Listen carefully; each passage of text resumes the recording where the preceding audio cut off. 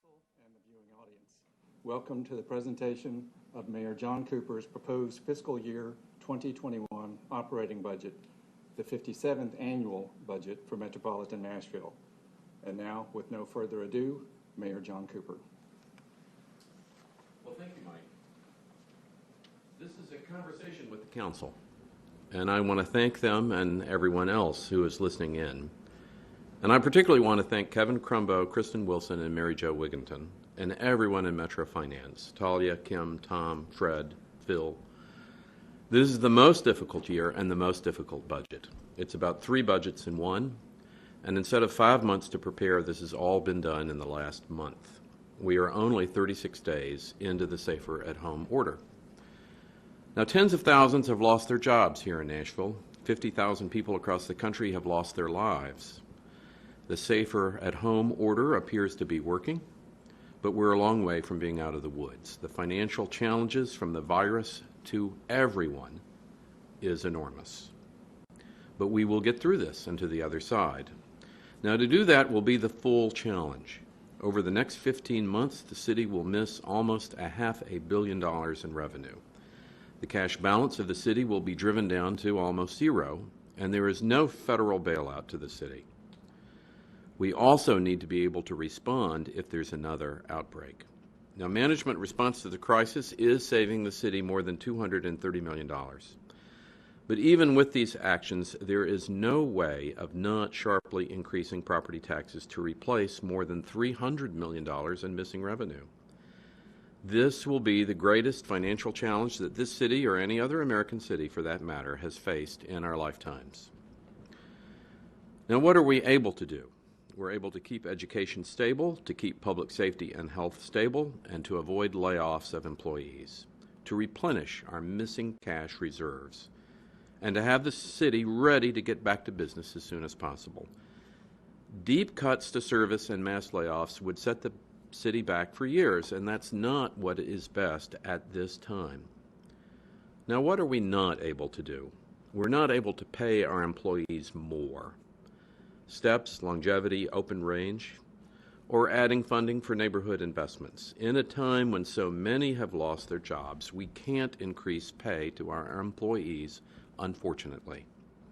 We can't spend the money on capital projects right now that we would like to. And how do we get to a balanced budget? Slow down, cut back, trim, slice, and save. In part by cutting everything discretionary by 50%.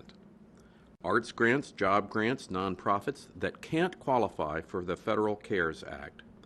The Barnes Fund already took a cut and will be left at $10 million. If you on the council identify anything that is truly discretionary and has not been cut by 50%, let us know, and we will prioritize that. Any less effort is unfair to our property taxpayers. And if you on the council are not willing to raise property tax rates substantially, let us know, and we will have to begin mass layoffs. There is no other way. We will end the quarter with an almost zero cash balance, and we have to have a cash reserve to withstand another shock. Our cash reserves must get back to what the law and policy requires to be a resilient city. Now, to our educators and public safety officers and employees, know how valued you are. This city and its taxpayers and this council is going through a lot, frankly, to support you. But you are the priority of this budget. And I predict that thousands of other cities will not be so determined. We look forward to getting our city into another era, an era of improvements, and not just struggling so to achieve continuity, of just trying to hold things together. Now, the slideshow that we're going to go on to will go over the math of how deep the hole is that we are in and how we can get out. It is complex. And as we go through the complexities, know the work that the Finance Department has had to put in during this last 30 days to get us a state of balance and of resiliency. So for those of you that have the slideshow, and for everybody looking at home, let's begin. Now, the first slide is our goal, stability amid crisis, and it is a difficult time, but our frontline employees are putting themselves at risk every day to deliver essential services, and we need to support them. But a lot of cities are going to have layoffs, which we in Nashville are going to try our best to avoid. Now, the second slide begins to get into some of the work ahead. We need a response, and we need to show that we can respond. Now, we had difficulties beginning with this. We have $70 million worth of non-recurring and reserve depletion that we had to replace. But this disaster quarter, and we'll get into this in a moment, will leave Metro with a fund balance of only $12 million at the end, not enough for a city our size. However, we're projected to lose $470 million in revenue over a 16-month time frame. Next year's net revenue loss of $216 million alone would be devastating to many cities. Now, management actions are going to produce over $234 million in savings, reductions, and deferrals. Now, this budget will include a property tax increase of $1 to cover a $332 million shortfall. That's going to go to cash, the FY21 revenue losses, and a slight amount to have a continuation of effort budget in Metro. Now, this is a crisis budget. There's nothing discretionary in this budget, and as we go through it, we'll see the severity of the actions that were taken to keep us together during this time of crisis. Now, the first section in this presentation is going to be divided into different sections. Is a little bit of the background to the crisis. And with that, let's just review where we have been as a city. So, the pre-crisis, Nashville, our fund balance, this is according to Moody's, was already the lowest among peer cities. For those of you looking at this chart, all the way over on the left is Nashville, Tennessee, with the lowest amount of cash reserves of any city reported on by Moody's in this exhibit. That left us vulnerable. Now, in this next slide, you see that we knew these problems, and with Kevin Crumbo's help, we were able to get to a balanced budget for the city, working with the controller this past fall. But we were hoping that the budget ahead was going to be able to repair some of the holes that had been identified and kind of a little bit papered over in the last budget, but we got there. We had a balanced budget, but it already identified that we were in a very difficult financial situation. And then, the next slide, we had the EF3 tornado. And this slide, and I just want to compliment finance and particularly Mary Jo Wigginton. What was the cost of the tornado? Our best efforts at estimating this is that the estimated cost is $40 million. Now, we had an excellent insurance policy, and you have money from FEMA. We're hoping to get $20 million from insurance. $6 million has already been received, and then TEMA is going to hopefully contribute $15 million, so that at the end, the city of Nashville will be out about $5 million for the tornado. However, that is in time. In time, we will receive money to help Metro. Now, people have been devastated by it, and individuals have suffered terribly, but the city of Metro, this is estimated to be the financial effect of the tornado. And then in this third item, and kind of the background of where we are in the crisis, is COVID-19, which is unprecedentedly devastating to a city's sales tax revenues.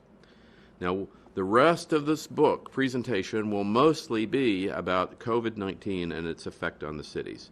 We have begun to respond, but the slides ahead will show in more detail where that response is coming from. Now, if we come to the next section, how we get through the crisis, Q4. This is the beginning of our difficult journey. This current fiscal quarter in FY20 is going to be the worst in Metro history. And let's examine a little bit when we turn the page into Q4 about how we're getting there. Now, we will have in one quarter a $216 million revenue shortfall. That is a lot. That's happening right now. It is a shortfall. Budgets are supposed to be balanced, and all of a sudden, in the last quarter of this fiscal year, we're coming up $216 million short. And it's sudden. As we've all experienced with Safer at Home, this recession is brutally sudden. Well, what did we do? In the next slide, how we're getting through Q4, management has responded. The city has responded, and we've saved $124 million by actions right now to kind of get this plane landed. So you start out with $216 million worth of missing revenue, and you have a management city response aided by the council and our finance department. We're saving $124 million, but we cannot save the whole $260 million. What happens? And the next slide will tell you our hit to cash is $92 million. To get us through this quarter, we've had to use our cash account, our savings account, to $92 million. That's going to leave us with only $12 million by the end of the quarter. Now, $12 million for a city of this size is essentially nothing, and also we don't know what's ahead. So I think you have to assume that it's essentially leaving us with a zero cash balance. But if you go through the columns, revenues and their effect, then column 2, operating expenses, $124 million worth of reductions and savings that the city administration has put together to lower the effect of this quarter, you're still out $92 million, which, again, we already had a cash level, if you remember the early slide, which was the smallest of any major city, and here we've lost our remaining cash balance in this quarter. It's leaving us with very few options. So if we go to the next section, which is called the revenue crisis, let's go back to the big picture of the problem that's ahead of us, the overarching problem of getting us through safely to the other side. And that, with this slide, we'll begin to slow down a little bit and take our time. With only $12 million in reserves, Metro revenues will be off $472 million between Q4 and FY21. That's almost exactly our entire sales tax collections on a city that has become somewhat dependent on sales tax collections, and sales taxes represent about a third of our tax base. But that's the number that I know people have been asking and finance has been calculating that we currently think that COVID is going to cost us, and that's $472 million. Again, we identified the tornado impact, and some of that tornado does affect Metro revenues. It's not all just the $40 million in cost, but the dominant effect here is on COVID. And if we turn the page, the $472 million challenge is not the only extent of kind of the funding challenge for Metro. If you remember, we still had $70 million left over from the previous year. That's a series of non-recurring revenue that was booked as recurring revenue, and then a series of kind of taking from operating reserves one-time money that we pretended was recurring money. All of that in the end has to be paid back, and that ends up being about $70 million.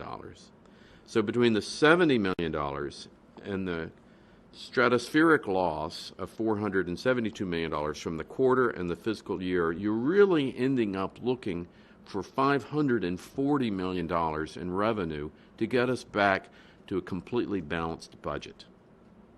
Wow, that is the revenue crisis. Now, the next slide answers a question that everybody has asked and has been a disappointing answer for Nashville. There is no cavalry coming to the rescue. The federal funding that is available to Nashville, either directly or through the state, are subject to 3 rules. Has to be spent this year and in a COVID response, but it cannot replace anything that has been in your budget. Cannot replace anything that's on your budget, which in the end means that the federal government, wanting to be helpful, still put everything on too high a shelf, and we're not able to reach it. There will be some COVID help to the budget, but not fundamental help in a city that, frankly, is having to figure out how to pay for about $500 million worth of need. So there is no cavalry to the rescue, and off to how do you get it done in the FY21 budget. So if you turn the slide again, we're now on to the FY21 budget overview. wow, the most difficult budget in Metro history. FY20 was, was passed by no one in the council voting for it. It had kind of a $70 million missing hole. It was balanced late through the help of our finance department working with the controller. Then you had this horrific quarter, and now the year ahead. Now, in the FY21 budget, it's a crisis budget, and there's some guiding principles that we need to carefully go through. Its emergency response is our highest priority. Replenishing cash is a high priority. If we don't, we risk our ability to serve the public and respond to the kind of crisis that's going on right now. Now, we're going to use every resource we can, particularly federal and state assistance. We're going to try to get some help from them, and we'll get a little bit of help on the edges. But our goal is to maintain continuity of effort for our services to ensure that Nashville emerges from this crisis stronger and manage budget cuts that exist in balance with what will be a sharp tax increase. Now, the next slide begins to show how we're working the problem. And again, Mary Jo's leadership, we're grateful to. Federal funds may be used to improve our COVID response, but not to close the budget gap. So in some cases, we're going to be able to have a federal CARES Act funding for things that can be a COVID response. And she is helping steward us through getting the most use of those resources and to supplement our budget and to cover costs that can legitimately be classified as a COVID response. It's very valuable. It's not going to make up for hundreds of millions of dollars, but it will be valuable, and I'm grateful to her efforts in making this happen for the city. Now, what happens specifically in FY21 in terms of lost revenues? This is a $280 million total loss to the city and its revenues. But now we are working the problem, and we've been working the problem of how to reduce the $280 million worth of lost revenues, and we are doing it by $64 million of increased revenues. This is part of the management response to working the problem to lessen the blow to taxpayers and helping to have us have a balanced budget. This $64 million, each item is itemized on the table to the right. Now, the 280, we're grateful, becomes 216, but 216 is still a huge amount of revenue to figure out how to replace. Now, we also, as we identified earlier in Q4, we have almost no cash balance. So if we go through this slide, and all these slides, by the way, will be available on the web page, we have to replace this $100 million that got us through Q4. So you have the $216 million worth of net revenue loss from FY21 that we have to replace, and then we have to replace the $100 million from Q4. The $100 million, let me be precise, does add by 5 and really by 8, a slight adjustment. There's $3 more million going back into the Metro Public Schools fund to get closer to a 5% policy and to move that up with just a little bit more headroom, and then to establish a $5 million rainy day fund. This rainy day fund would have an effect, is the same size as our net out of pocket for the tornado. So having it be that kind of size of rainy day fund seems completely prudent. But we've got 216 from FY21 that you have to replace, now 100 that you have to replace. What other costs are we going to have in our FY21 budget? And that comes to the next page, which is this budget will cost, at a continuity of needs effort, is $16 million. Now, the $16 million, we're going to spend in a whole other section of the slideshow to show where the $16 million comes from. But ultimately, remember these three components: the $216 million to get us through FY21 of the missing revenue, net of a lot of increased revenue that we found for the problem. $100 million of cash replenishment because we have to have a cash balance going forward, and now $16 million to have a continuity of effort budget in FY21. Those three numbers add together, if you come to the next page, this is the COVID hole. This is $322 million, and it's comprised of the first column of the missing $216 million in FY21 revenue, the $100 million in the middle column that you're going to need to replenish your cash to have a resilient city to face the challenges going ahead, and we're going to need $16 million to get us through FY21 in a continuity of needs budget. That's adding to $332 million. If you wanted to say how much did COVID cost the city, this would be a relatively accurate number with all the other management adjustments taken aside, all the other things that finance and the operating officer of the city is going through to reduce the financial effect on the city that in the end, because we have to have a balanced budget, the taxpayers are going to have to be putting up. Now, on the next page is a chilling slide. How much worse can it be? So if there are different scenarios for COVID, and we're still under a safer at home order, and we're hoping every day that we can move into a phased rollout and a restart of our economy, here's the answer to the question of can it be worse, and if so, how much worse? And from what is proposed in this budget, how bad can it be? And you see slower than expected recovery period, that could be between $20 and $40 million of additional effect. And say there was a late fall secondary spike in COVID, that could be as much as an additional $110 million. This is why restoring the $100 million worth of cash balance that we use to get us through this current quarter is absolutely essential. This is how we're going to be resilient, is have the ability to withstand another shock of significant severity.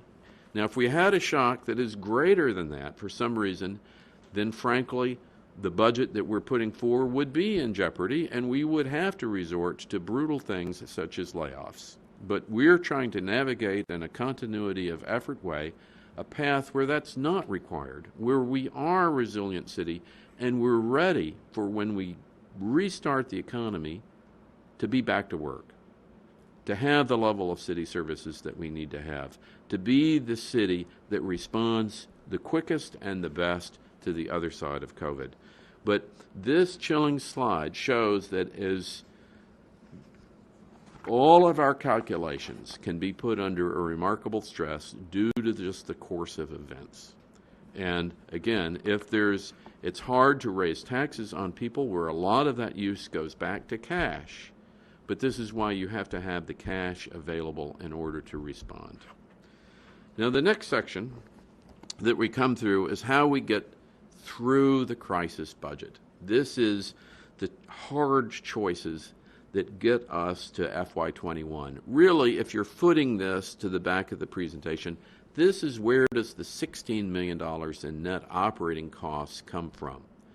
We explored in the Q4 discussion why the $100 million is necessary. That cash is what got us through the quarter, and it has to be replaced. We've explored with the revenue crisis the missing revenue in FY21, which is net $216 million after a pretty robust management response to increase revenues and to decrease costs. But let's unbundle for a moment the $16 million choice that's in the FY21 budget. And that's comprised of really four numbers, and we'll go through this one number at a time. The continuity of service needs for the FY21 budget actually is $57 million more. There are a lot of things, such as a water rate increase. There's some continuity of service. There are contracts that have to be honored. You can't just go to zero to run a government. You have contracts and obligations that you're going to have to honor. You can cut them way back, and we have, but that number of just glide path for the government, even in this minimum way, is $57 million. Now, on the next page, there's part of the non-discretionary aspect of spending in government, which I want to spend a little bit of time on, which is that there will still need to be an additional $6 million in debt service. Now, frankly, this budget is postponing the big number by slowing our capital spending down. And that is about $40 million that would have been required in a normal budget if we were back to normal as usual. But the reality is, by delaying and deferring those costs, we're saving in this operating budget $40 million. But we do have some debt service cost, and that is this number of $16 million. So $57 million required for continuity of service, plus $6 million, feels like a need of $64 million for the budget going forward. Well, what did we do? One is we've turned to our great team, and we're figuring out how to get federal money for $27 million of that. And that's a fantastic thing. Particularly, this is true in transportation, where the federal response is allowing a continuity of service standard, which allows us to have a larger amount of federal money being used for transportation, really than for any other service in Metro. And we're grateful for that, but let's just check back that you've got the 57, right, that you started out, plus the 6 for debt service, that gets you to 64, but now we're finding $27 million of that out of the federal response, and then on to the next slide, which is a super hard slide, and one of the hardest slides that any of us on the council will ever see, which is that the hard choices had to be made on discretionary spending, and that's producing $21 million worth of savings. Now, there's a rule in here, which I alluded to early on, which is half. If it's discretionary, it's a cut of half. And this is affecting things that no one ever wanted or felt probably would be cut in half. These economic development grants, the $500 job grants to companies, reduced by half. Chamber payments, reduced by half. Nashville grad, reduced by half. Now, there is the elimination, sadly, of the Community Education Commission, but I hope that those employees can be repurposed within Metro. But in the end, hard decisions have to be made. Among the hardest is longevity pay, in keeping with our doctrine that discretionary money is reduced by half, and we cannot pay our valued employees more. At this time, we can't do steps, longevity pay,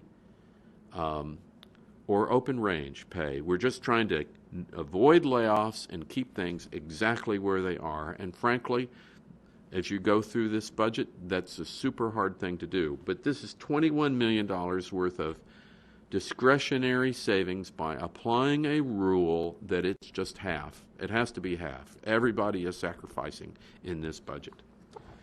Now, in the next slide reveals some of the pain in this, which is costs not included in the budget, such as employee pay, such as further debt service, and other negotiated savings. There's a lot in here that we would like to do and would be doing in a normal year, where we could find revenue increases and put them directly into employee pay.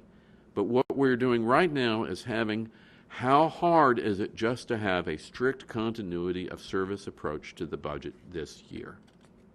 So let's spend a little bit of time on our conclusion slides, because I think in balance I'm trying to provide the strategic answer for how the city gets to the next place, how with hundreds of millions of dollars of missing revenue and spending in the next few months, really, how possibly can this city or any city get back to that? So the first slide in this, and this is the kind of the conclusion section, and let's review for a second, is management actions, both in the quarter and in the year ahead, really are resulting in a minimum of $234 million worth of savings, of reductions, of additional revenue. Management action is coming up with, I predict before this is over, to $250 million. This was once an unthinkable number for a city in such a short period of time, and I'm grateful to everyone helping to implement this. and to have these savings consistent with our overall goals of continuity of service, of not really touching education, public safety, public health, to provide a response from the front lines that we will have plenty of money to be able to do that. So I just want to thank everybody who has worked so hard on this, and the general question to the public of how can you increase taxes. Well, one of the reasons you can increase taxes is that we have really shared the pain, and the pain is coming from the government, and in the end, there's a minimum of $234 million worth of management action savings money, and in the end, there will be more. Now, the next slide is a general slide, is the sources and uses. I often think that this is the easiest way to get a hold of a complicated financial matter, is the sources and uses. And this is pretty streamlined, but I think it begins to tell the story of what we are proposing. All right, so under sources and uses, we have the adjustments from the current fiscal year. You had the money that we had to replace coming through the unbalanced budget. That ended up being about $70 million once you replace the operating reserves, such as things like our lawsuit reserve, our disability reserves. That ended up being about $70 million, as well as the one-time sales that were booked as recurring revenue. Then you've got the missing Q4 revenue of $192 million, which we reviewed in the early section. Then you have the huge effect from FY21, the $208 million of just overall missing revenue, and then the net cost of the continuity of service budget, and then what we discussed is a little bit of improvement in our cash balances at the end of this. That's a $566 million effect. That's the uses. What are the sources? The sources are $234 million of management actions, which I hope will round up. But also you see the need for this large, sharp, difficult tax increase of $332 million to get to the $566 million of sources in order to have a balanced budget.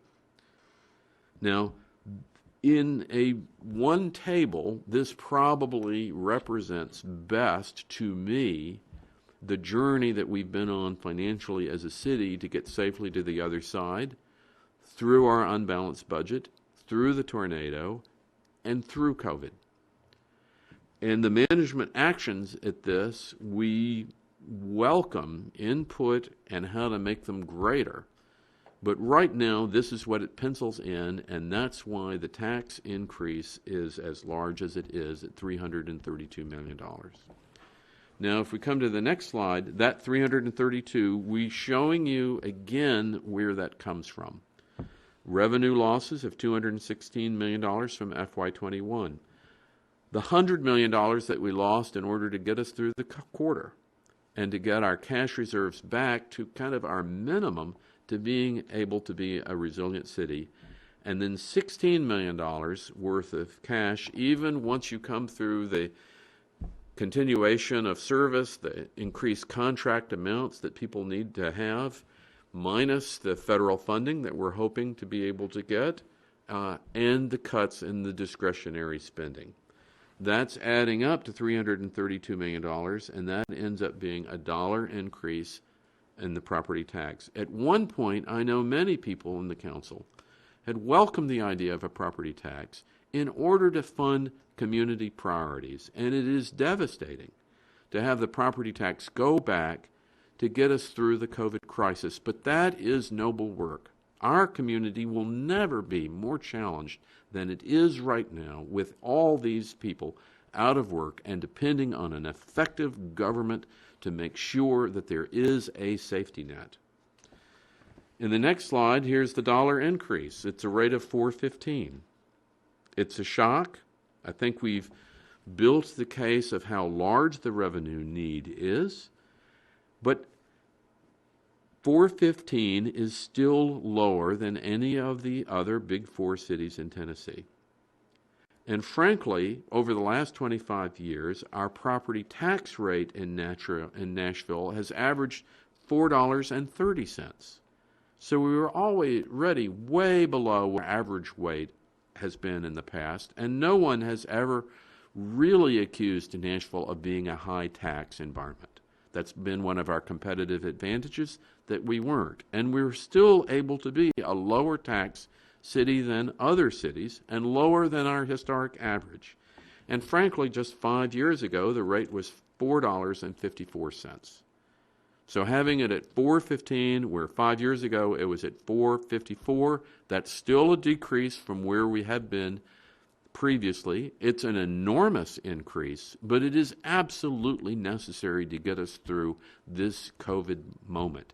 And all of us in the council are waiting to where we can get beyond COVID to build a city of improvements and an era of improvements as opposed to simply responding. Now, in the last budget, and I'm grateful to Kevin and his expert team being here, the technical matter is that our budget will be filed at $4,247,489,500.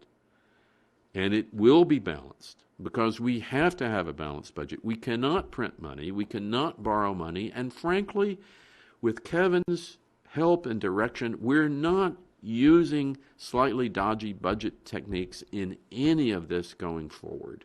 We're not raiding funds, we're not sliding expenses, with the exception maybe that the debt service payment we've pushed that out a year, but we were doing that because frankly we're slowing capital spending down and we're allowed to do it. And don't pay that bill until it becomes due, frankly, but in another era, all of us are going to welcome having these basic budget reforms so that this city does not get back into kind of the pre-crisis status that we were in, of kind of living off of budget practices in order to have insufficient revenues and kind of gaming the revenue number. This budget does not use fund balance in any way to balance itself. That's the first time since 2013 that that's true. That's a big statement. This budget does not use any fund balance. Now, in part, we have no funds to use for that, but that's part of the reason of how Metro got into the little bit of trouble that it did in the past, and it ends up learning, responding, being resilient, and having a plan. Now, this is a complicated analysis. I urge everyone to go back through it and look at the biggest components of this presentation. One is the Q4 loss. How big is it and how we paid for it? We paid for it by a lot of management action, but frankly, that's too big. You can't pay for it just with management action. It had to be using our thin cash balance down to the point where it concerns me every day where it is. The second part of this is the overall revenue crisis, the overall revenue picture. It's Q4. It's the residual FY20 needs to be funding. It's Q4, which is the $100 million of missing cash, and then FY21 of working the problem but still needing $216 million to get you through that. What are our values here? Our values are to serve our employees. We are disappointed and sad that they are not having step increases or longevity pay raises or open range. Of course, we would like them to be paid better. And coming into this, we're hoping that there can be hazard pay from them, basically funded by the federal government.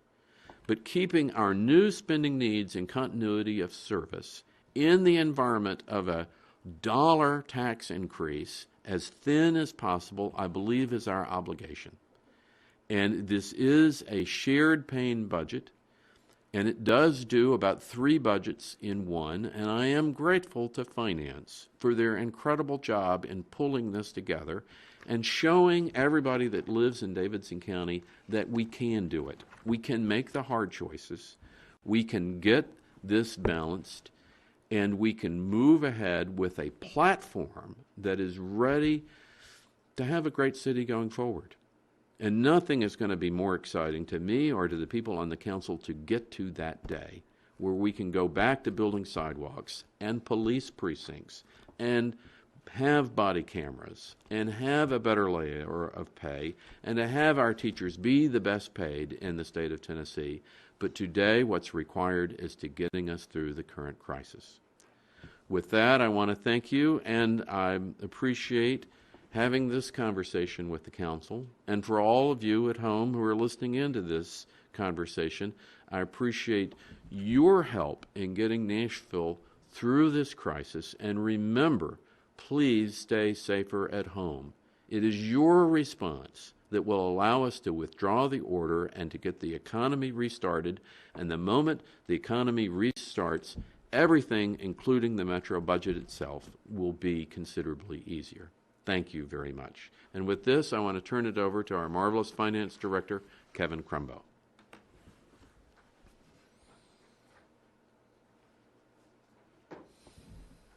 Good afternoon. Thank you, Mayor Cooper. I think Mayor Cooper summed up a moment ago the complexity of the information that is going to comprise this budget. And we find ourselves in a bit of an unusual place here in terms of processes that we're following for this budget relative to years gone by. My understanding is that traditionally that the mayor has delivered a State of Metro address and has had the opportunity in the moments to introduce the budget for the year ahead. And then in a meeting like this, the finance director will come and provide the details behind that and really start to educate the council of the details that are in that budget. Of course, this year again is a bit unusual, and so the mayor's elected to be here today to present those on his own, to bring forward a great number of slides and a great deal of data. So in turn, and to make sure that our time here together is productive, the traditional slides that many of you on the council are used to, and those of you who are new would become, I think, accustomed to, that the financial team has normally put together, we will be posting all of those to our website a little bit later today. That way we can avoid the information overload really here for this session. And so for the remaining time we have, I prepared a few remarks. I particularly want to touch on a few points that Mayor Cooper had asked me to reinforce about the presentation that he's given. When I'm finished, I'm going to invite Mary Jo Wiggins to the podium here to talk very specifically about the CARES Act, some of the funding relief that Mayor Cooper referred to. And then he's also referred to our ever-looming burden of debt, our bonds and so forth. And so our treasurer, Tom Edelman, is here to talk in more detail about that. Once we conclude, I think there may be a little bit of time left for questions. I'm sure there will be an enormous amount of questions in the week ahead. And so our plan is to go about a council process that I think has been sent to all of you. Budget and Finance Chair Mendez has laid out quite a healthy calendar there. So there'll be lots of time in the weeks ahead to work through the many details that Mayor Cooper has talked about. So with that, again, I've got some prepared remarks to make sure I don't miss anything. And let me start by saying that, shortly after Mayor Cooper took office last fall, he asked if I would step away from my own business and community projects and serve the first portion of his administration and help stabilize Metro's financial position as it was then, and really set the course for sustainability. And among his near-term goals at that point were resolving a multitude of conflicts with the State Comptroller's Office and taking steps to maintain an investment-grade rating for our sizable bond debt. A lower rating could be troublesome since it could reduce access to capital markets and over the long term increase our interest rates before Metro can really find ways to increase cash and fund balances on its own. As Mayor Cooper mentioned, those balances have thinned over the last few years as Metro has invested in its operations and invested in capital projects to meet the needs of our growing community. And unfortunately, though, Metro to this point has not raised enough revenue to pay for all those investments over that same period of time and to cover the cash needs that we have out of our general fund and our school funds and so forth that Mayor Cooper described. We've actually had to borrow from other funds of the Metro government so that we actually don't run out of cash in those funds. And we'll be talking a lot more about those details in the weeks ahead. I know it's very confusing when we talk about cash balances versus fund balances and the many fund balances that really make up the Metro government. So I'll be back to you, the council, to get into more of those details weeks ahead. So what's really happened? We've been very fortunate. We've enjoyed some good success up to this point. And what I mean by that is that we were first successful in resolving conflicts with the Comptroller's Office. The council will recall that Comptroller Wilson addressed you in November, and simply put, he warned that Metro's financial position was not stable then. He had not and would not approve Metro's prevailing budget and warned of some dire consequences if Metro did not take corrective actions. I'm delighted to report today that in the midst of all the conditions that Mayor Cooper described, that corrective action plan has been completed, and we are now in good standing with the Comptroller's office. Second, we have been successful in maintaining Metro's investment rating for its bonds. Last week, Moody's, one of the prevailing rating agencies, renewed our rating, an investment grade rating. And they really did that with the expectation that we are going to see our way through this crisis, that we are going to do a good job and be prudent fiscal managers throughout. But Moody's, too, cautioned that the rating may decline in the future if Metro doesn't take steps to improve the cash and fund balances. Moody's full report's available online. And we may post that to our website. We've been talking a bit about whether we can do that or not, but one way or another, we'll try and make that available to the public. But its full report outlines further financial strengths and weaknesses of the Metro government. And I believe, though, that the cash and fund balances are the most important things in that report to point out to you today. So we've been successful in achieving those near-term goals, but we now face the many challenges of the tornadoes and the COVID crisis that the mayor has just described. And I believe the budget that he is proposing now is a thoughtful one. It's a reasonable approach to addressing the challenges at hand here. And like so many other cities around the globe, though, we struggle. We struggle with many questions about our financial future. And questions like, how can we accurately forecast revenue declines now and hopefully recoveries in the future when we're just a few weeks into this historic era? Other questions on the other side, how can we implement countermeasures such as the reductions to our spending on operations and capital projects when the needs of the public we serve are changing during this crisis and will change again in the course of a recovery? And there's so many other questions that come to my mind. I'm sure they come to yours as well. But all in, for this budget, I believe we must follow the wise saying that we need to plan for the worst, but we need to hope for the best. And of course, we need to do that in a manner that's reasonable and that's practical. Mayor Cooper's already outlined his budget proposal for you. Many opportunities for questions and alternative proposals are already scheduled, as I mentioned before. Council Budget and Finance Chair Mendez and I had a discussion this morning about the schedule ahead. We plan to talk again tomorrow and start the flow of information with the slides I mentioned and then some other questions he started to ask. So please stay tuned for that process to follow. For today, though, Mayor Cooper has asked me to add to his comments a few of the primary guidelines that we must be mindful if we expect the course for sustainability that I mentioned earlier to come as we get to the other side of this crisis. So first guideline, the budget needs to be balanced by June 30th. This is the date designated in our Metro Charter, and it is the date the Comptroller's Office is urging local governments to adhere to. The Comptroller would like to receive that budget by mid-June, so those of you that heard me talk about the budget process previously will hear me urging through it that even though we have to June 30, that if we can get that done mid-June to give the Comptroller ample time to review that we can have a better outcome with that review process and we were able to achieve last year in the prior administration. So more to follow about that timing.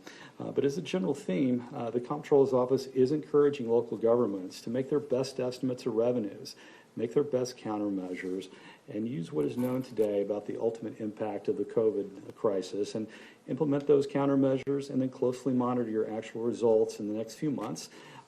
And they note the budgets can be amended later in the year if our actual results turn out better or worse than we're predicting really at this time with the information in our hands. So June 30th is the target, but hopefully we'll be able to get something done before that. The second guideline, the budget should be structurally balanced. And the simple meaning of that is the recurring revenues are sufficient to meet the recurring obligations, including our debt service. Third guideline, the budget should include a maintenance effort for our Metro schools as required by state law. This is a complex topic, and simply put, it requires that local governments like ours establish budgets each year for schools that equal or exceed the year before. And there are adjustments for enrollments and a few other factors, but by and large, year over year, we need to see the school's budget stay the same or increase in the year ahead. The mayor's budget proposal meets this requirement, and it is essentially a flat budget from this year to next year. This, of course, is not the budget that the administration was building before the COVID crisis, but quite frankly, it's the one that we can afford to do now. Regrettably, a large portion of our sales tax revenue and our related cash receipts dedicated to schools will not be received due to the crisis. So between now and the time we can replace that cash flow with property tax cash flow, Metro Schools must reduce its spending. Dr. Battle and her team have already begun to do so, and they will be sharing the details with the school board in due course. So I'll be careful here today not to jump in front of them, but we are truly grateful for their tremendous collaboration. They've been marvelous partners to work with these last few weeks as we think through their worst-case scenario. And a lot will be built into that, including what needs to happen today for the events that have already happened, as well as planning for what happens if COVID and other events may return in the future. And I don't envy the many challenges they have as they think about our school children and the many folks who work in schools to educate them. So we're very thankful for their cooperation in helping us through this tough time. Fourth budget guideline, we need to establish those balances in keeping with Metro's financial policies, or at least be on a clear path to do so even during this crisis. And Mayor Cooper did a nice job of explaining the logic behind that, but in general, a portion of our policies are to maintain a 5% minimum in our general fund and our school funds. The mayor's budget reaches that minimum for the general fund, and it's just a little under for the Metro schools. However, the Metro schools is expecting to receive millions in relief monies that will hopefully make its overall position similar to the general fund in a short period of time. And so significant details about that relief funding have not been released by the other governments yet. So we'll be keeping a close eye on those and continue to work with Dr. Battle and her team as we learn more about that. There are strong arguments for increasing the fund balances well beyond what Mayor Cooper has described. Prior to the tornadoes and the COVID crisis, the mayor and the comptroller had warned that the Metro did not have rainy day funds. Some local governments include so-called rainy day monies within their general fund. Others establish a dedicated fund. And essentially, Metro has had neither of those in recent years and has relied on its ability to borrow across its many other funds to operate normally, as well as through this crisis. That's how we're able to come up with the cash that it takes to run each day, even though our cash balances run so thin on the general fund and the school fund and so forth that Mayor Cooper described earlier. And so we've got to replenish those, and what we are planning to do is establish those fund balances as well as an additional dedicated fund to rainy days. $5 million. That $5 million, I believe, is a step in the right direction for us to say that we're not only committed to minimum fund balances and working our way through this crisis, but we will take that step and really be committed in the future to hopefully growing that fund by itself, so that we don't have to fall back on the fund balances that are already so thin for us. There are more guidelines for budgeting that my team will be discussing with the council in the course of its deliberations. I hope this summary has been a good starting point. And so to wrap up, I'd like to join the mayor in thanking the dedicated team that's prepared this budget despite difficult conditions. And like so many other organizations, our finance department has faced a lot of disruption due to this crisis. The health of our staff and our loved ones, remote working arrangements, limited functionality and access to our normal business tools, and of course the lack of day-to-day personal interactions sufficient for workflow and problem solving, not only within our department, but across other portions of the government as well. I'm joined here today in person by two veterans of Metro Finance, and the strength of this budget would not be possible without their knowledge and experience. And first, I'd like to recognize our current budget director, Kim McDonald, whose hard-driving, no-excuses leadership style has inspired us every day and, quite frankly, every night for the last few weeks. And our incoming budget director, Tom Edelman, who has been a longtime Metro treasurer and whose steady hands through this crisis have improved the short-term positions of our debt and successfully placed our recent water and sewer bonds in the marketplace when others seem to be fleeing it. I'm also joined here today by newly appointed Finance Deputy Director, Mary Jo Wiggins. Mayor Cooper referenced her earlier. She is well known to this community for her leadership of the Red Cross and United Way, and her experience has been just a key success factor in attaining our federal and state relief funds so far. She's now working with several departments and organizations connected to Metro to deploy those funds, and just as soon as guidelines are clarified, we'll start trying to get those deployed as quickly as possible. And finally, partnering with our finance team throughout this budget process has been our Chief Operating Officer, Kristen Wilson. She brings tremendous experience and expertise to Nashville from a similar role in Atlanta, and as we've tackled these many difficult issues together, I've just marveled at her thoughtfulness at every turn. Nashville is fortunate to have stolen her from Atlanta. This team is working on a highly compressed schedule. As you know, budgets are inherently relying on complex computations, assumptions, and estimates. And we realize the difficulties we have faced in preparing this budget in such a short period increase the possibility of errors along the way. Should you spot any of those in the ordinance that we filed today, the slides that we're about ready to post, and so forth, those come with our apologies. We hope you will quickly point them out to us, and that way we can make any corrections as soon as possible. And likewise, it is our intention to be transparent in our analysis and budgeting, and we hope you will let us know of any topic where we have fallen short on this, and bear with us, and we will try and get information with you as soon as we can.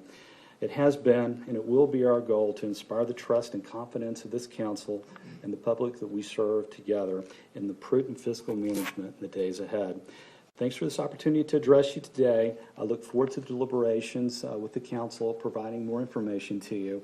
And with that, I'm going to invite Mary Jo Wiggins to join the podium and explain our relief funding and where we stand with that. Mary Jo? Thank you, Kevin. As you heard earlier from Mayor Cooper, Metro has received $121 million for local government COVID-19 relief. In order for those expenses to be eligible under this CARES Act grant, the expenses must be spent on the preparation for, prevention of, and response to the COVID-19 pandemic. The expenses must not be accounted for in our current FY20 budget, and the expenses must be incurred between March 1st and December 30th of this year. We are grateful for these funds to cover the costs of our efforts thus far and the expenses we will continue to incur as we fight this pandemic. What the CARES Act fund does not do for us is replace the lost revenue that you heard Mayor Cooper refer to earlier. Those revenues include sales tax, wholesale beer and liquor tax, city and county gas tax, business excise tax, as well as many other activity taxes, fees, and permit revenues. The funds cannot cover expenses we would normally incur in our city's operations, most significantly employee compensation and benefits for Metro employees who are currently working directly on this COVID expense if their salaries were already accounted for in our budget. There are careful restrictions on these funds, and we are hopeful that the federal government will move forward with additional funding for state and local governments that will provide revenue relief.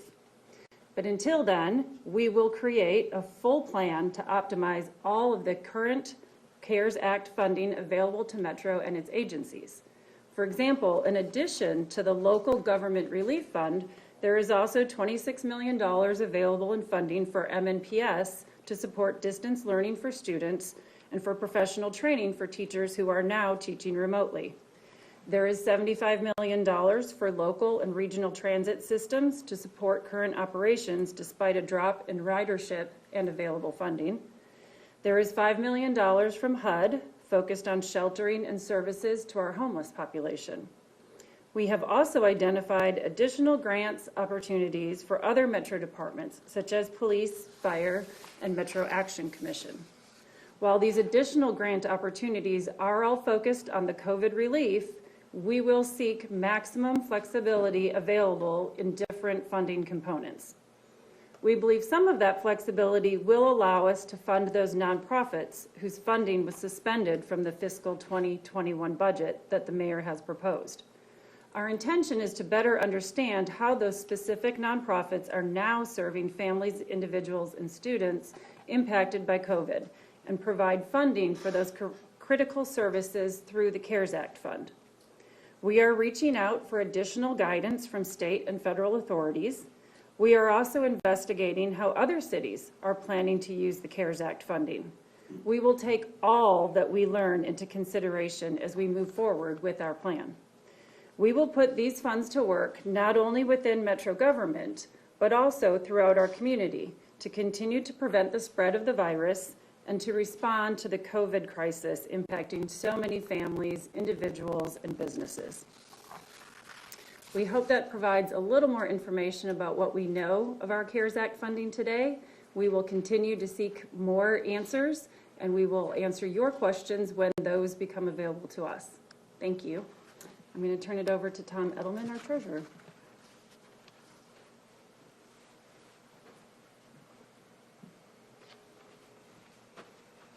Thank you, Mary Jo. I'm going to spend the next few minutes talking about some of the points that are in the debt budget this year, as well as the debt report that will be sent to council later this afternoon. The annual report is a long document that the council's been familiar with getting for the last few years, and it will be available on the website shortly after this, as well as emailed directly to the council members. As mentioned earlier, the debt service budget for FY21 is $343 million, which is $6.2 million more than FY20 and represents about 14% of the budget. Total outstanding general obligation bonds at June 30 will be about $3 billion, with an additional $500 million of commercial paper. Metro's credit rating remains strong. As Kevin mentioned a few minutes ago, on April 21st, Moody's released a report of the annual review of Metro's credit. They confirmed our strong AA rating. They included some credit strengths that we enjoy as a city.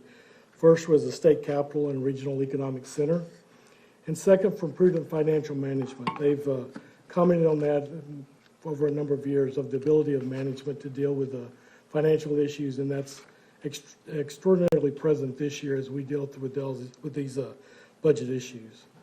Among the credit challenges they mention in their report are the thinning reserves and liquidity levels that both Mayor Cooper and Kevin discussed in detail. And as you saw in the mayor's presentation, this budget will try to improve on those levels as we go forward.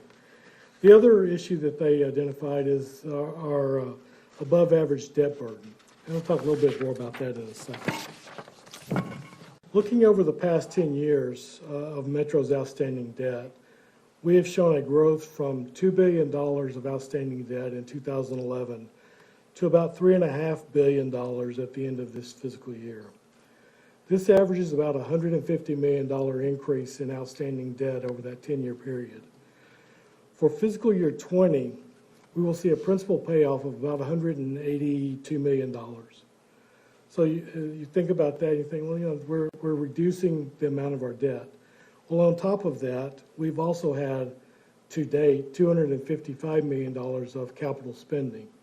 So the two together will result in approximately $100 million of increased debt outstanding as we get through the end of this year. Current projections for our next bond issue is later this year, sometime late in the year. As the mayor mentioned and Kevin mentioned as well, we had originally planned for that budget or for that bond issue to happen late summer, but due to the order to reduce spending on capital projects, we've been able to delay that, and now the bond issue will happen later in the year, probably in the November timeframe. There's currently, as I mentioned, $500 million of commercial paper outstanding that we will be spending until that time, and then take that commercial paper out with the next bond issue. The existing commercial paper program that we've been operating under for a few years expires in July of this year. We have spent the last several weeks negotiating an extension of that program, and we'll be bringing a resolution to council in May with the results of those efforts and an extension of the program. So we hope that you will consider that carefully and as it comes before you. In fiscal year 21, that will be starting in July 1st, we've already identified some potential bonds that could be eligible for refunding, meaning that we could refinance those bonds for a lower interest rate and reduce our interest payments over the life of those bonds. The potential that we have right now is approximately $7 million.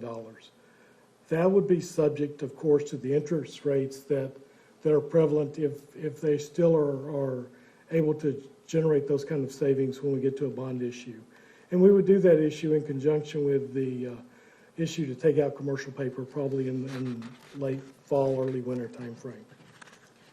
Another borrowing part of the budget cycle that you will be seeing legislation on are tax anticipation notes, or TANs, which Metro has used over the past 2 fiscal years to match our cash flow with our revenue flow. As you're aware, cash receipts do not always match budgeted spending. For example, our property taxes are collected between October and February. However, budgeted spending starts in July. So there's a cash flow difference. That cash flow can be covered in a couple of different ways. One, by cash that's available. So if the general fund of the government had cash that carried over into the next year, which is the cash reserve that we've been talking about that's been thin or really low, then you could use that cash to get you through until the tax revenues start coming in.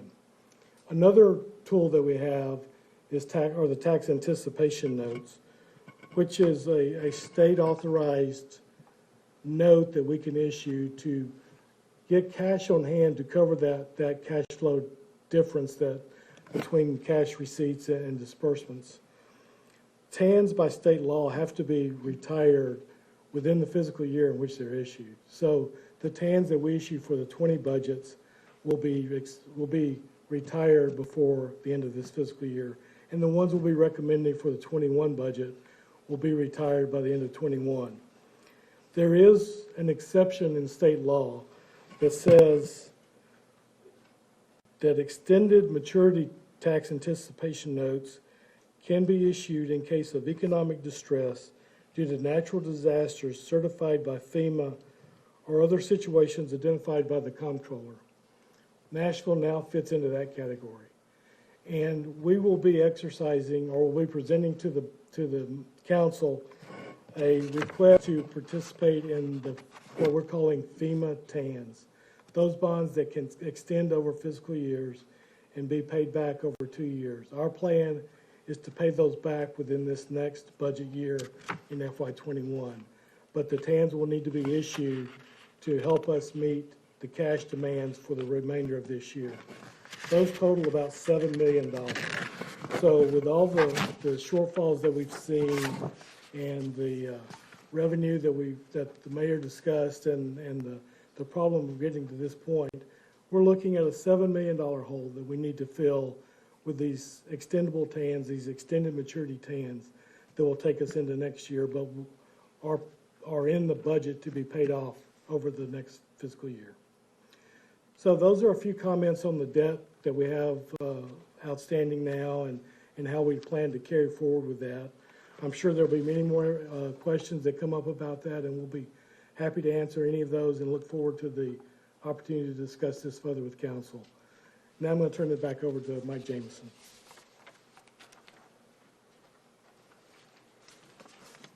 Thank you, Tom. Members of council, that brings us to the Q&A portion of this presentation. On your WebEx screen towards the lower right, you'll see the Q&A box. For those of you that haven't already, if you'll type in your question and we'll recognize you in that order. Our first question comes from none other than Vice Mayor Jim Shulman. I believe your microphone has been unmuted. Vice Mayor Shulman. Thank you, Mr. Jameson. And this is to Director Crumbo, and you may want to pass it along to somebody on your staff. But you were touching on it. You started talking about the uncertainty in the economy and other things. But I guess my question is, what are the significant unknowns that influence your thinking about the budget? And what, if anything, can be done to overcome those? All right, Director Crumbo.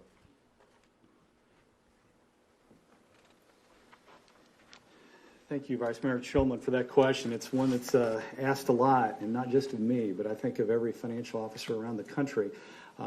Specific to us here in Davidson County, the biggest unknown to me at this moment really pertains to our activity taxes. And when I think about our activity taxes, that's our local auction sales tax and our hotel occupancy tax and so forth. And on the one hand, it's easy for me to drive around downtown on my own, to get reports from the Convention Center Bureau, the Music City Center, and the Symphony and elsewhere, and hear that they're not busy.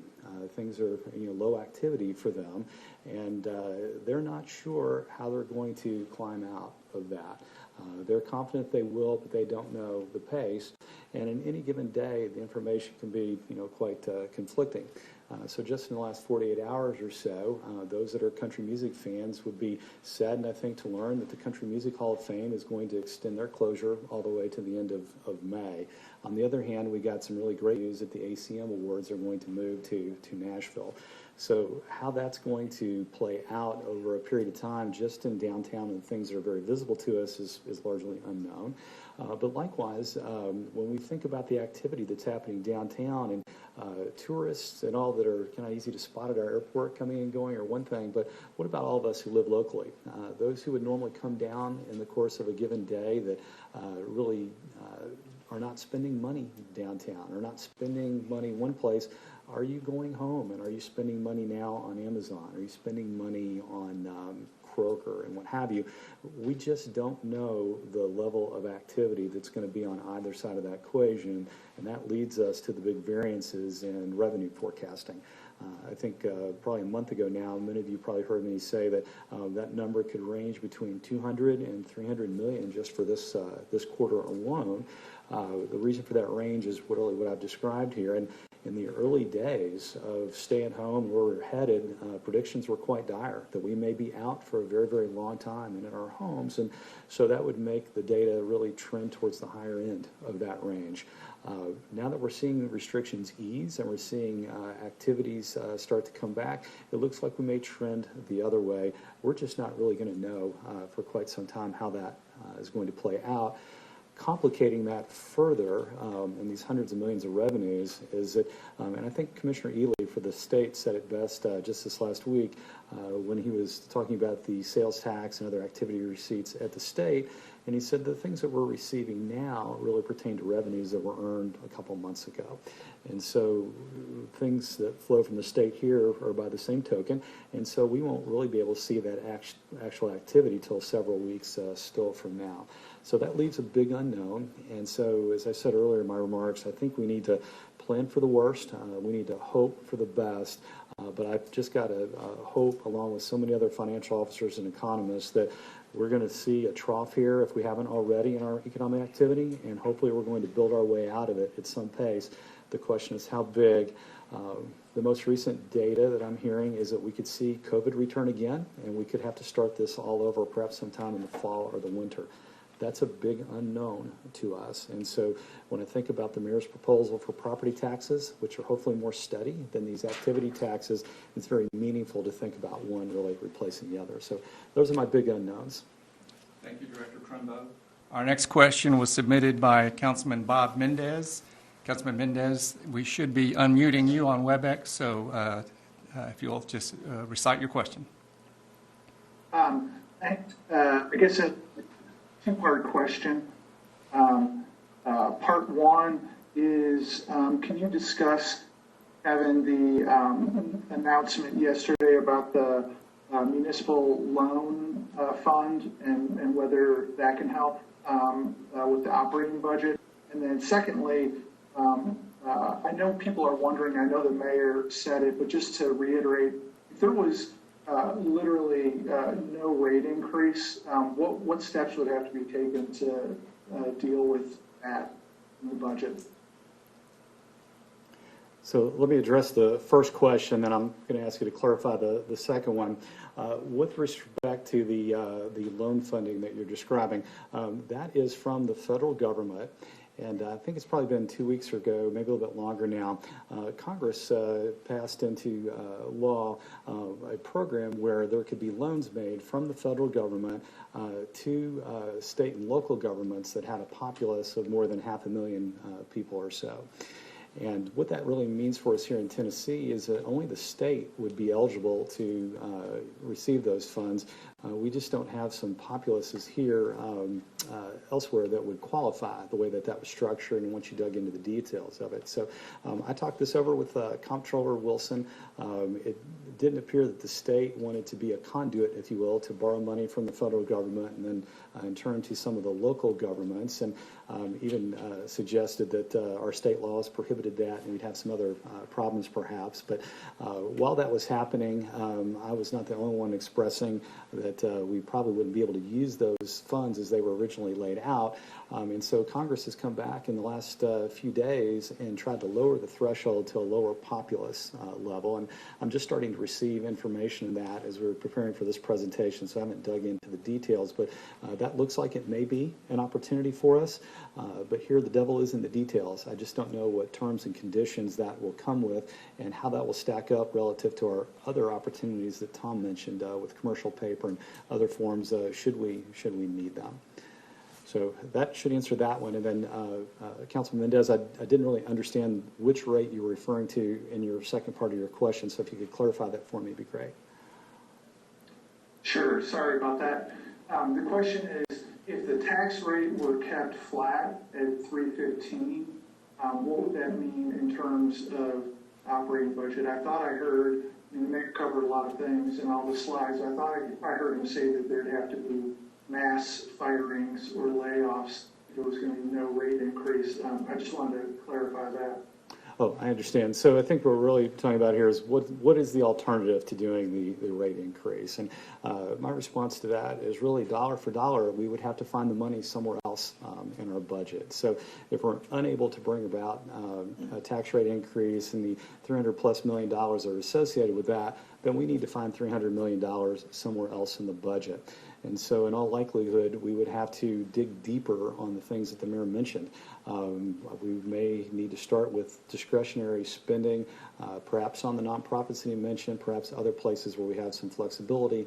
And then, our largest expense across the metro government really has to do with services we provide and the people who provide those. So much like other cities around the globe, we would probably be looking at large-scale furloughs and changes to services and really taking our government to what's known elsewhere as just essential services only, which would be our police, our fire, other emergency things and things we just have to hold some sort of civil unrest at bay. Our next question was submitted by Councilmember Aaron Evans.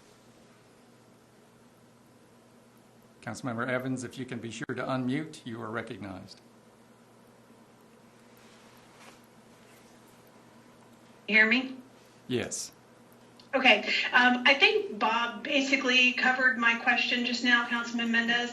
But I was really thinking about how you can get more granular related to translating the idea if the rate increase is lower or not at all, what does that really look like? So if you can kind of equate those dollar amounts, I know, Mr. Crumbo, you just said you'd have to find $300 million. And so if there's a way for future communication to the public and down to all of us, what that would really look like, I think that would help in having conversations with residents in our areas. So thank you very much. Well, thank you. I'd be glad to do that. Something that may be just useful for today is that I too, struggle giving every decimal right as we go about our business here, and certainly one person, me, can't do it all at any given time. But when I have these conversations with the mayor and some of the council people and so forth that have become more accustomed to thinking about all things metro, one of the rules of thumb is that for every penny change in the rate, at today's value of properties and so forth, that translates into roughly $3 million. And so when we think about a dollar increase, the simple math would be about $300 million. There's actually some more decimals that we would carry that out to, and it gets a little more complicated. But hopefully that gives you a nice rule of thumb, at least here for today. Our next question comes from Councilmember Tanya Hancock. Councilmember Hancock, you have been unmuted. Great, thank you. I actually have two questions here. Can I read them both? Let's start with the first and see where we go. Okay.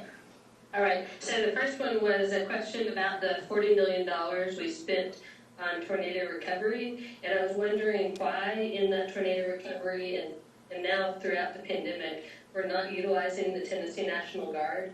The Guard did the recovery in Putnam and Wilson counties, and we used our personnel. We were required 7 days a week for our police officers. They're already shorthanded, so we paid them even more overtime.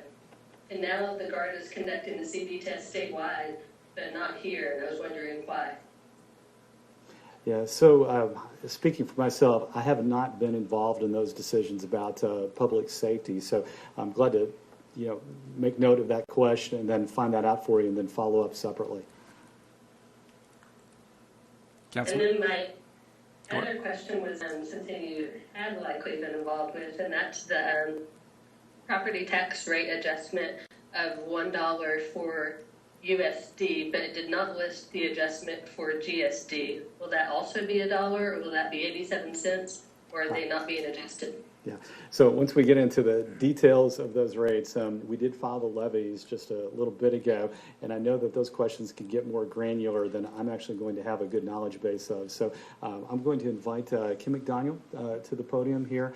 She's been immersed in this topic for years, and hopefully will do a better job answering that granularity than I'm able to do here on my own. So Kim? Yes, if I understand the question correctly, the dollar increase is applied to the GSD rate. So the GSD rate would go, if it's adopted, to $3.75 instead of the $2.75 it is now. The USD rate, there has not been a proposed increase on the USD rate. Our next question comes from Councilmember Freddie O'Connell. Councilman O'Connell, you have been unmuted. Can you hear me? Yes. All right, perfect. Thank you, and thank you, Mr. Jameson. Thank you, Mayor Cooper, Director Crumbo. I know that there was a lot of material on the CARES Act here, and it sounds like from what we just heard, we don't yet have a detailed plan. As the budget is preparing, how will, if some have anticipated restrictions or relaxed there, if we put together a plan, I guess a couple things. One, how is that plan and the spending going to be made transparent to council and the general public? And I guess also, how will we know it's being targeted to the most vulnerable Nashvillians right now?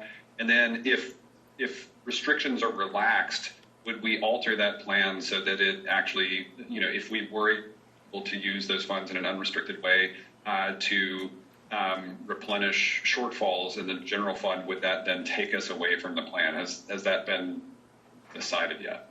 Great. So you've got a lot bundled in that question, so let me see if I can take those generally. And I know we're getting a little short on time here. We want to give Vice Mayor Schulman a few moments to wrap up here as we hand this presentation really over to the council and its processes. So with respect to the CARES Fund, just in the last few days, we received about $121 million. And as that money's come in, I've directed that money be deposited into a segregated account so that it is very clear, very transparent, to use that word here, as to what the inflows of that account will be, and then consequently what will be the outflows of that account. I've also been involved recently with our Metro Audit Committee. We have now appointed a permanent internal auditor, Lauren Riley, and I've had some discussions already with Lauren about doing a quarterly analysis of that so that there is a public, transparent report that's how that money's coming in and where it's going. Of course, underneath all that is what I think you referred to there as the guidelines, and the details of those really, there's not many of them yet. The guidelines that have come out have helped us already to the tune of about $26 million, most of that going to transit in the manner that was described a little earlier. The remainder of that, we're seeking clarification on the guidelines. Our goal is to start to deploy that as soon as possible, but as we do that, I can guarantee you that will be a thoughtful process, one that is a collaboration with the mayor, and I'm sure resources from the council, and then from there into the community at large. It is a lot of money. Unfortunately, it does sit there for a little bit because the original guidelines actually did prohibit a few things, and particularly it prohibited the replacement of lost revenues that I described. So by definition, we can't use that in the normal course of our operations. And as Mary Jo described earlier, we need to use that more specifically for things related to COVID and a few things that extend to COVID. So I can promise you that there will be accountability from the get-go on this. I do expect that this account is going to be alive and need to be managed for many years to come. It's needing to be spent, it says rather quickly, but the audit of that and how it's actually used in the future really could extend for a good number of years. So I hope that answers your question. I'm looking at my watch. I know we've just got about 5 minutes left here, so I can turn it back over to Mike for closing remarks, or to Vice Schulman, and whatever combination you think is appropriate.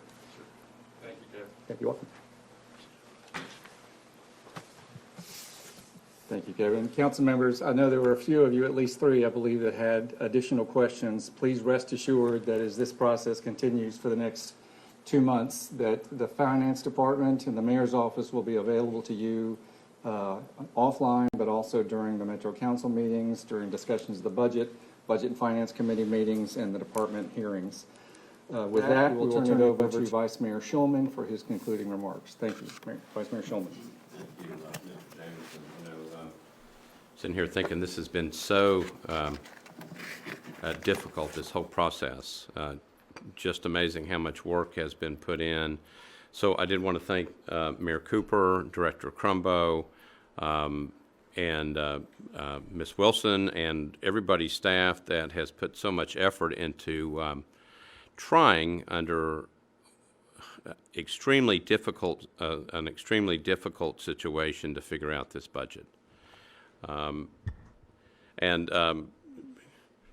Saying or just commenting on something that Director Crumbo said, let's hope for the best, okay? We don't know what's in the future, but let's hope for the best.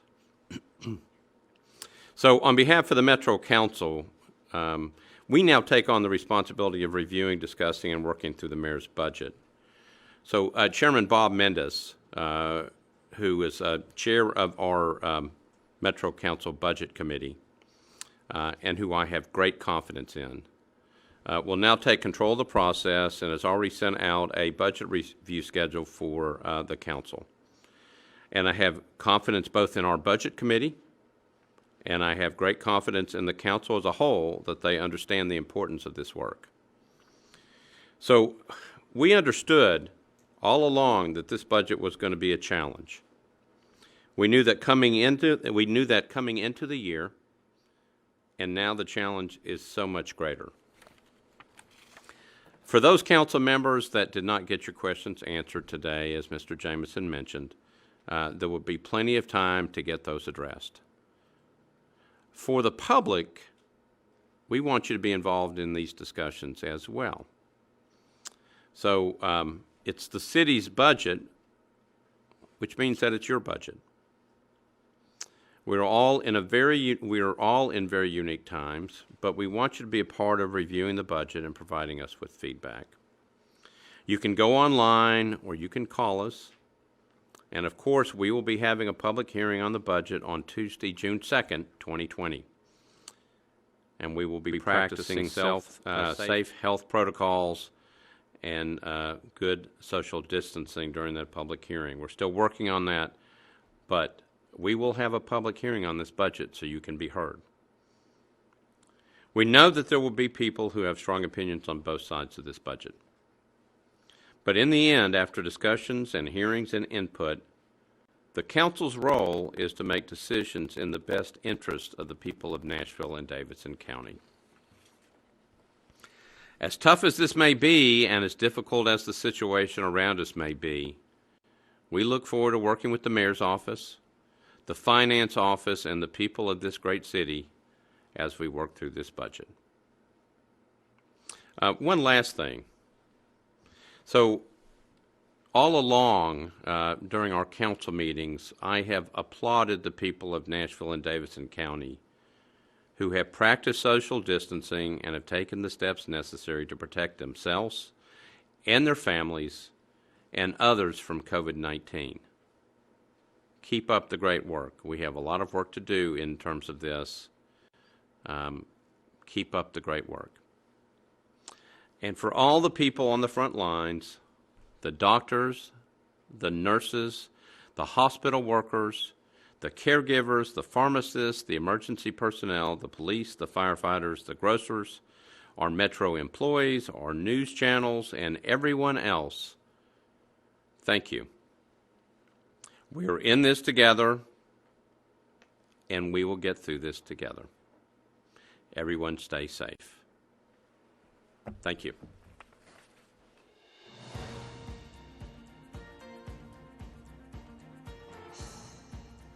This has been a service of the Metro Nashville Network. If you would like to see this presentation again, or for more information about this and other programs, visit nashville.gov.